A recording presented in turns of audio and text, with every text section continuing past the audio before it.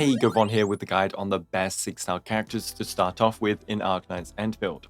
Release is just around the corner, and so maybe you want to start it the best way possible. It doesn't matter if you're rerolling or not, maybe you just want to know who to focus on or know who is strong for the future. In any case, this video is here to help. Let's review the 6 stars and their pros and cons, as well as where you can use them. The dream, of course, first would be to drop a limited 6-star. If the banner system doesn't change, even Yvonne and Gilberta, the next rate ups, could drop in Levatane's banner. This is because Lei has the very first banner and limited units are supposed to stay in the pool for 2 extra banners. Anyways, Levatane first is the best DPS as of Beta 2 and has an extremely accessible team. She builds up massive battle skills and combos to get to her ult, where she then proceeds to delete enemies with enhanced fiery basic attacks. Her standard team runs 3 free or basically free units in Wolfguard, Antal, and Ardelia, and so you're ready right from the get-go. Before Ardelia is given out, you can even use Akakuri or Palika in her stead. Her weapon choices are bad though if you don't get the Battle Pass or her signature, so be sure to buy the freemium Battle Pass. It doesn't cost real money, just some currency. Anyways, she is the best DPS you can start with in my opinion, strong in both single target and AoE. Yvonne is another potent hypercarry like Levatane and plays around applying solidification in her kit to gain tons of energy and launch a barrage of empowered attacks in her ultimate to bring an enemy from 100 to 0. Her kit has changed slightly since Beta 2 and keeps a similar playstyle from what we know tied around solidification, but now she just requires more help from the teammates.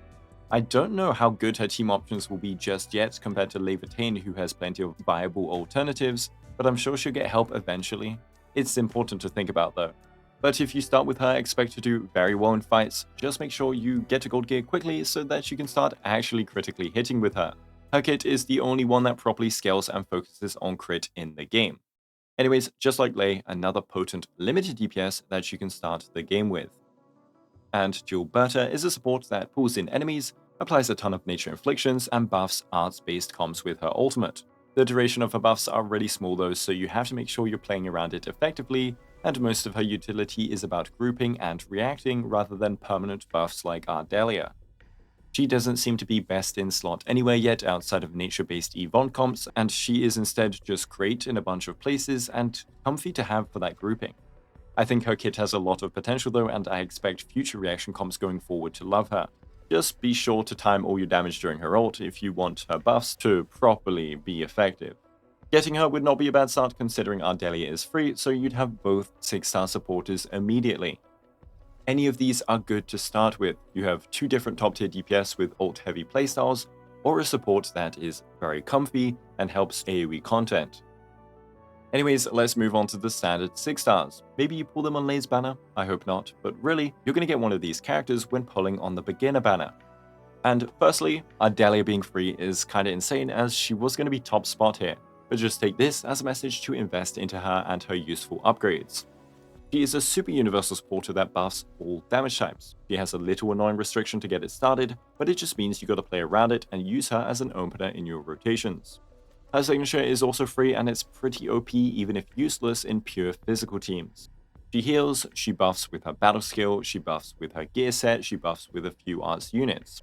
You can plop her in every physical team and most elemental teams, and the physical team doesn't really have anyone else like her in buffing power whilst being a sustain. And getting her on release as your beginner banner 6-star also isn't the end of the world. Her first dupe does increase her susceptibility power a little bit, which means slightly stronger buffs. Though it isn't the same as having a whole new character, I completely understand. If you get her in your pools, just know it's not a bad dupe, but yeah. Ember is then a pure sustain character, and I never had the need to use her in any content I tested. However, that doesn't mean she's bad. She is a high stagger beast that combines great raw stagger amounts in her kit with Knockdown, a physical status that applies extra stagger. Combined with her large shield and single target heals, your main operator should never die. I don't think you should prioritize her as Ardelia heals and is free whilst also mega buffing many teams, but maybe Ember will shine when enemies start hitting much harder. You can run her in physical comps as a tankier sustained version of like Chen, or an Ardelia replacement, but you lack amp, you have to get hit to use part of her vulnerable stacking, which is a bit weird, and she doesn't do nearly as much damage as Chen. Stagger is a form of damage increase though, don't forget. One place I really like her over Ardelia though is the overworld, where Ardelia needs the combo and then battle skill and it just takes a while. For instant power and sustain, Ember feels better, staggering enemies immediately and slamming them down with a finisher. Speaking of physical, Li Feng is also available as a standard 6-star.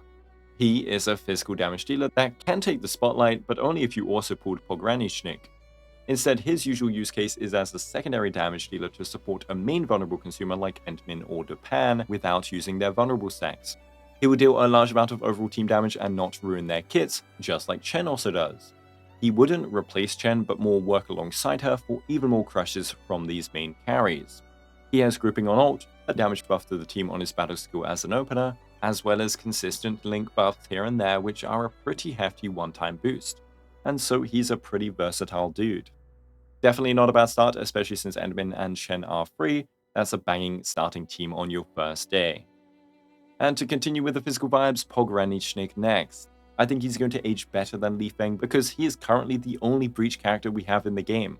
Breach consumes vulnerable stacks just like Crush, but instead of dealing a lot of damage, it increases the enemy's physical damage taken by a whole ton. His kit oozes skill points, buffs the whole team, he even has grouping 2 on his ultimate, and he deals a whole ton of damage on the right build. He kind of does it all, and for that reason he's one of the best characters to start with from the beginner banner. I think he will age well, and since Ardelia is free, I'd say he's the top pick among standard 6 stars.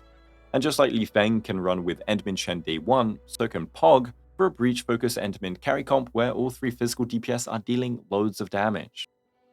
But if you don't care for physical and want raw DPS power, Last Rite is finally here to help out. Levitain and Yvonne can be pulled, sure, but so can Last Rite from the beginner banner. She offers high burst damage once properly set up and can explode bosses in a pure hypercarry composition thanks to some of the highest ability scalings in the game. She teaches you about forming a proper team rotation, timing buffs, and when done right, results in satisfying nukes. I sometimes find her super clunky though. She requires good rotation management to avoid wasting energy, and she struggles in some content due to her ramp up time. Again, versus bosses, enjoy slapping them silly. But because Pogranichnik offers more than just a carry or a secondary carry, I'd still prioritize him if speaking meta value. Then I'd follow that with Li Feng or Last Rite, 2 excellent damage dealers in 2 different ways. And then Ember last, not because she's unusable, but because she's not necessary as of Beta 2.